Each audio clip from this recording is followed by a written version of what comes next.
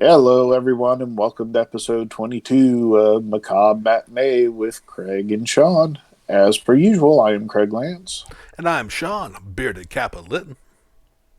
And this week we are going to be talking about Uzumaki or Spiral if you're into the American English translation. Right. Um, and we are going to spoil this movie. It came out in 2000, so you've had plenty of chances to see it. However, if you haven't, now would be your chance to pause, go watch it, come back and listen in. If you're looking for a place to watch it, it is available on Amazon Prime right now. Yep. Um, yeah, so as I said, this came out in 2000. It was written by Kinjo Kaji, Takoa Nida, and Shiko Yasua. I'm going to butcher all of these names, just so you know. Just do the best you can, sir. And it was adapted from manga written by Junji Ito. Yes. It was directed by Higu Chinsky, I think is how you say their name. And it stars Ariko Hatsune as Kiri and Fifan, baby Fifan, as Suichi. Good enough, sir. Close enough, guys. I am, white dude in Southern America. So, It's okay. so this is going to be a small kind of overview of the story as opposed to real in depth because a lot of this movie is visual. Right. It's taken from a visual medium of a manga that is absolutely beautifully done. Oh, yes. And a lot of that this story is taken in that same form and put right into the movie. So I'm going to kind of give you a general overview, and then Sean and I'll give us our thoughts as we normally do. So this takes place in a small town in Japan that suddenly becomes obsessed with spirals. To the point that a person may become fascinated by a snail for hours on end, or you may win an award for making the best piece of pottery that has a spiral in it. Right. Or, any number of weird, random things. Our lens into this world is Kiri, a high school girl. And as time goes on, the spirals become more and more enthralling to and dangerous to the inhabitants of this town. It starts off with just fascination, like they're just fascinated by anything spiral. And, but then it slowly starts to take people's lives. Like the first death we witness is at Kiri's school where someone plummets to their death, presumably, well, not presumably, but from the top of a spiral staircase. The presumably part would be that they were so fascinated by the spiral looking over the rail that they just fell, or as we find out later, the spiral may have told them to. Right. So, all of this, as I said, we witness it through Kiri's eyes. So what you see is all the people that she happens to know and be around. But you get this feeling that it's happening all over town. It's more than just the people around her. And that kind of plays out as the movie goes on. But really it revolves around her and her love interest, Suichi, and his father and mother and her father. And then some random people like the cop that yells at him every time they go by on a bicycle. Right. So Suichi's father is maybe the most obsessed of all of spirals at the beginning of this movie. There's a really weird scene where he's wanting more spiral fish cakes, and, well, Suichi's mom doesn't have them, so he flips out and starts, stirring his miso soup until it actually has a spiral in it, because that's the only way he'll eat it. I mean, it makes sense to me. Yeah. And so he eventually kills himself by climbing into a washing machine and turning himself into a spiral. Yeah. Yeah. So At his wake, the tower at the crematory, because in some of these small towns, and I don't know much about Japanese culture, but it appears everybody in this town gets cremated. Yeah. So as more people die, the smoke that's coming from the crematory all takes on a spiral form and eventually leads to Dragonfly Lake, which in the manga takes a much bigger role in the story. Right. And in this one, they just kind of drop it out. It's there, it happened, and you know, Yeah. but we don't. There's You a. don't. Go ahead. I was gonna say there's a reason. I'll go ahead and throw it out there now. Uh, like what we usually run into a lot with anime when they get into further than the manga or catch up with the manga and they got to make up their ending. For some Yeah. reason, they made this movie before the Uzumaki manga was finished. Oh, nice. So So they was also had to kind of make their own ending to this film. So there's going to be like if you've read the manga, you're going to notice there's some threads that were not finished and stuff in there. You'll notice little differences like that.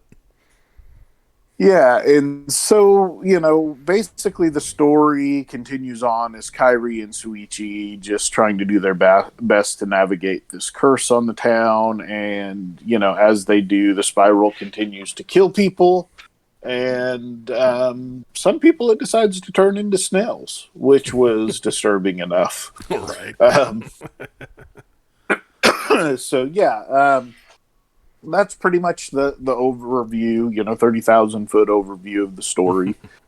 This isn't it's a horror story for sure, but it's not a horror story in like the typical type of horror story that Sean and I typically do.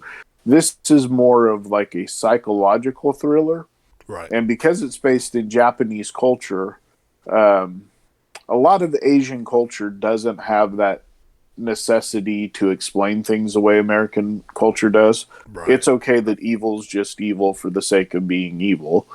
And they don't necessarily go into why this happens to this town. I mean, there is a journalist at one point that stumbles onto something, but before he can give anybody some resolution, he gets killed by the spirals. Because a kid jumps in front of his car to become a spiral wrapped around his will. Yes, So, that in that it's okay for evil to win, right. which is a big thing in Japanese culture that it's not in American culture. If you've ever watched the movie Ring, you'll know that evil wins sometimes. Absolutely. Yeah. What was the other one that was so huge at the time that Ring came out? The Grudge. The Grudge was another one, yeah, where evil just wins. Just because you're good and you're trying to make things right. In American culture, usually they find a way to end a story where the good guys win and the evil is vanquished. In Japanese culture, it's just not always that way. So if you go into this movie looking for that kind of ending to it, you may be a little disappointed. Right. But if you go into it for a psychological thriller that has really weird and fascinating things happening, Right. you won't be disappointed. Now, there's some things in this that I felt came across better in the manga than in the movie. The crazy hair girl. Yeah, absolutely. And that's kind of the big takeaway, which I kind of knew going in because I have watched a lot of Japanese, especially the horror cinema and adaptations. It's so weird. Like in Japan, they're quicker to fund anime than their live action films as far as giving them really big budgets, even with Right. adaptation. So going in, I always expected that the special effects, even for as back as 2000, even by that time, these were probably not mind blowing effects. And Yeah. to top that off, Junji Ito is a very unique horror author.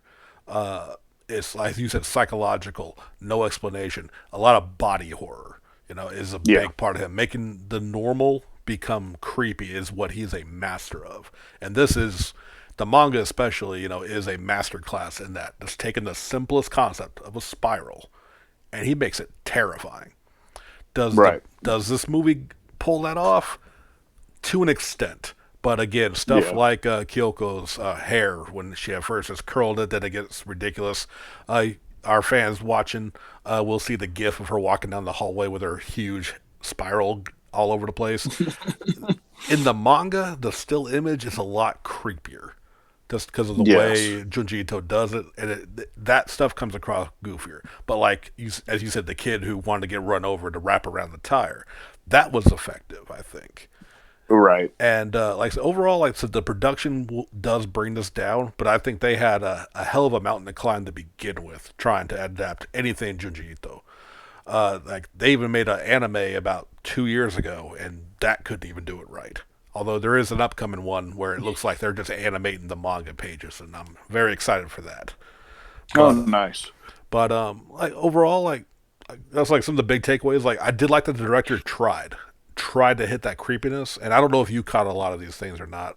Did you notice like randomly in certain scenes, like the screen itself would spiral a little bit? Yeah. Yeah, Yeah. like little distortion in the film, like little things like that. I liked. I specifically made a note where it randomly cut to somebody walking backwards Yeah. for no reason. Yeah. Or when something would happen, like right before something creepy was about to happen, everybody that wasn't a main character would just kind of pause and stare down at the ground. Right, right. Yeah, that hallway Yeah. scene of them walking in school was like just Well, and it super happens eerie. again at the hospital too when they're in the elevator with the nurse. Right. Yeah, Yeah. and like I said, the director did the best. And again, they also made this film before the manga was even finished, so they had to make up their own ending. Although Right. there were aspects that I'm fairly certain I remembered were in the manga, but they had to change up things. But again, even in the manga, there's no explanation. It's just Yeah. evil took this town in the form of spirals, and a lot of Junji Ito's horror is just that. There's Yep. just shit starts happening, and you will Right.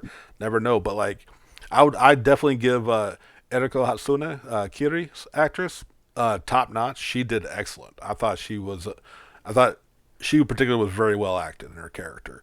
I agree. Yeah. Yeah. I think she did real well, and Shuichi was good too. He played, but just for his character, which was very quiet, very introspective, was a good playoff of her being a little bit more out there. But like overall, just for given what as silly as this movie could get with that one dude who kept jumping in front of her and trying to scare her or whatever, like Yeah. the goofy close ups they always did with that. I still like I give her this. I'm not sure if I've seen her in anything else, but I thought she did an excellent job as for carrying the film. Yeah, especially as a teenage girl, Right. or a teenager. Period. Doesn't have to be a girl, just a teenager trying to carry a movie. Um, I wanted to talk a little bit about the production quality, which you said. I agree with you is a little bit down, Right. but the movie is filmed with some really terrific camera angles. Yes. The background colors and the colors of the film bring you into the mood. Um, it's creepy in a lot of the same ways that the Japanese version of Ring and Right. Grudge are, um, because it's the way they film them and the way they're put together more so than even what the content of the story is. Right. They're able to hit those beats, I guess would be the way to put it, where you get that suspense, you get that terror that these people are feeling, even though it's beyond their control and they're just trying to navigate it the best they can and trying to get out of this town. And it's hinted on later that you can't really leave the town, Right. which is out of the manga, is much more addressed in the manga Right. when the reporters try to leave town and they just end up in a cycle, where they're just kind of in a loop. Um, but the filming of this movie, the music and the score all do their part to bring you that kind of terror that you're looking for. No, absolutely. Like overall, I think it was a damn good effort. The only things that kind of bring it down at times is the effects, and Yeah. but like what we kind of saw at the end when we got those kind of stills of like what a lot of people who gave into the spiral, those were Yes. more effective than seeing the actual special effects of it going down in the movie. And I mean, but obviously, you can't just have like here's a slideshow of what happened to everybody. There were some times where it had to be shown, and again, not all of it translated into as creepy as it did in the book. But overall, this director, I think, really for the time it was made, for what I know about a lot of production in Japanese movies and especially adaptations, I think they did a damn good job. Absolutely agree. And it's definitely worth seeing. Oh yeah, Whether you've seen the manga or not, is it a little silly at times? Yes. There's some silly moments in it that I felt played better in the manga, but that's besides the point. right, It still overall has that. Allow yourself to be immersed in that world right, and to take in the fact that these are just things that happen. I mean, which is kind of the way it plays out when the reporter comes to town and she's just reporting that, oh look, there's human snails in this town, and it's not even like a huge deal. It's just, oh yeah, randomly this town there's weird things happening. These people have turned into snails, you know. So you kind of have to allow yourself to be immersed in a world where these things are not only able to happen, but they do happen. And if right. you can do that, you're going to feel this a whole lot more. Oh, I absolutely agree with that. Little quick little side thing, little details I did like was this movie had chapters. It was broken up into chapters, Yeah, and I liked how the kanji they worked spirals into the writing of the kanji right. for every chapter. And you mentioned the policeman that kept yelling at the two for riding their bicycle by him all the time. They do. I mean, it blatantly goes to the poster, but I don't know if you Right. caught it where it was a wanted poster for Junji Ito, Yeah, I saw that. and I need a print of that now. I want to hang that up on my Right. wall. I thought that Right. was That'd be a pretty sweet. cool little shout out to him. But yeah, I mean, like, oh, that's really about it. Because, like I said, to give a description of just like, because it's a visual horror, but what Junji Ito is the master of the page turn. And Yeah. this movie, without pages to turn, though, does build the suspense. Now, again, with the special effects, may not make the payoff always be great, but it still sets a mood that our descriptions won't do it justice. If you have Amazon Prime, again, I agree with Craig. I highly recommend you checking it out. Yeah. And so here's the thing, too. If I have really a complaint about this movie, it's not the effects. They're a product of their time. They're a Right, product of horror movie budgeting. Um, it, my complaint is, if anything, you don't see beyond what uh, Kiri sees. right, You don't see that the rest of the town is suffering all of these things. Now, later, as you said, with all these stills, it is happening, and you get a little hint of it here and there, like the girl with the hair. I can't right, remember her name. Um, she slowly starts to take on the spiral. The kid in their class that's the first one that turns into the snail. Even though it doesn't show you at that point, you know that that's what's happening, right. or you have an idea. Maybe I brought that in with me from the manga. But yeah, I just wish there was a little bit more of that. Hey, this is happening all over town type thing. Right. Yeah, So I agree with that. so that I think it would have helped build a little bit more tension rather than just these two kids trying to deal with it. Yeah. If that makes sense. No, no, absolutely. Because and I'm not totally surprised. Like again, well, I mean, in filmmaking in general, but I can imagine them wanting to be like, even maybe the director or the writer or the producers or someone was like, well, we need a central focus for the movie because books can go out and and not Right. always focus on it, but when you have an actress that is the star, is getting your Right. billing, I can see why they did it. But yeah, of course, I agree with you on that. Though I would have liked to have seen a bit more of the town as it went on, kind of jumping Yeah, around. even if they're just walking through town or something and you're seeing people curled, again, it happens at a couple of different spots, but not enough that you really get this feeling that it's happening everywhere. I guess the closest thing is probably at Suichi's mother's funeral Right. or wake, when somebody says, every time somebody dies in this town, whether they're from here or not, the sky does that. Yeah. That's about the closest you get that a lot of people are dying Yeah. or Yeah. succumbing to the spirals. Right. Uh, And without being able to directly compare it to the manga for me, I think again we also got a lot more because we read it completed and they had to make this movie, Absolutely. before they knew exactly where it was all going to go by Junji Ito. So, yeah. Yeah. So kill count for this movie is everybody in the town except for Kyrie.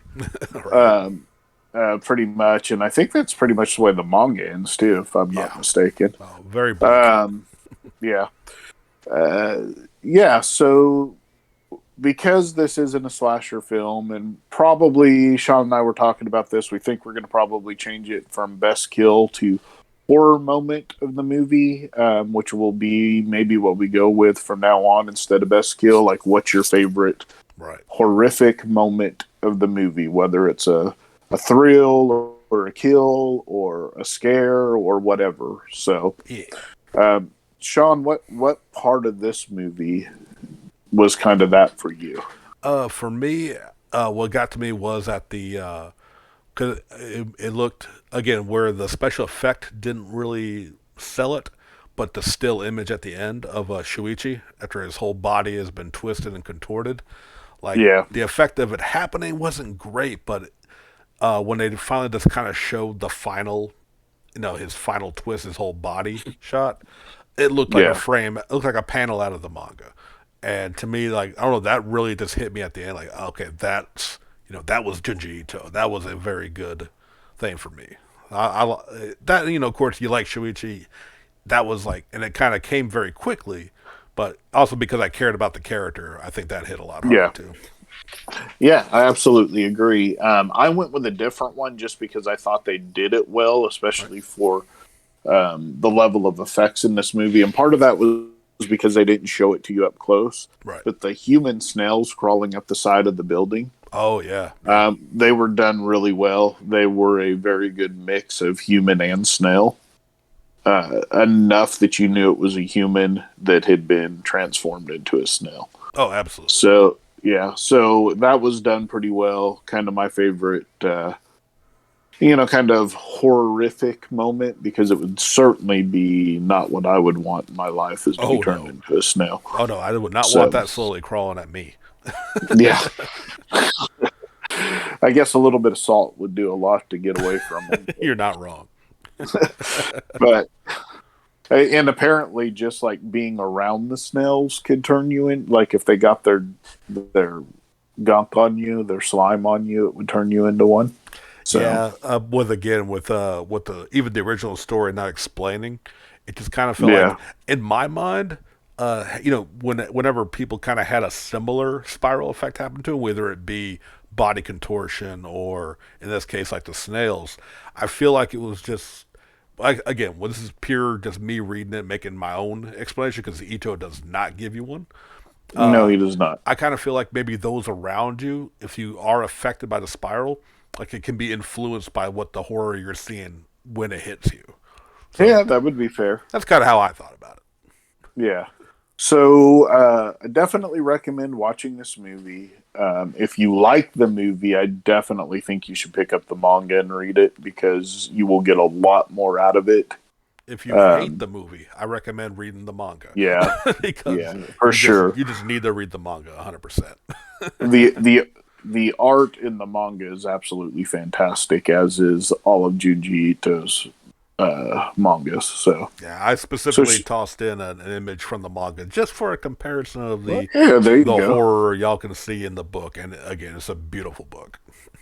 It is. So, Sean, based on all of that, what we've talked about, what kind of rating would you give this? Again, with it being a hell of a mountain to climb to adapt Junji Ito into live action, I give them all the credit in the world for doing what they could with what they had to work with. I give it 3 stars. I Did you? think it's a decent adaptation. I actually gave it 4 because I felt Oh, they did a nice. really good job with the creepiness factor in this movie. Right. Um, yeah, as I said, it's silly in parts, but there's enough creepy, there's enough camera angles and music and you don't get scared, but you're creeped out through this entire movie. Right. And for that alone, it was worth it for me, and it's worth it for people to go watch. Go That, watch this, enjoy it. that is more than fair, sir. Yep. So Well, all right. Well, that is our review. If you've seen this or if you've read it, let us know what you think about just the story in general. And if you've seen the movie, let us know.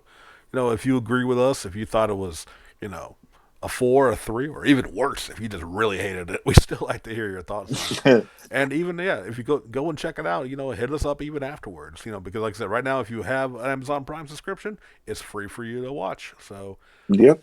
go check it out. We both recommend it. And that's going to do it for this week. As always, like, comment, share, subscribe, all that goodness. And we'll catch y'all next time. See you then.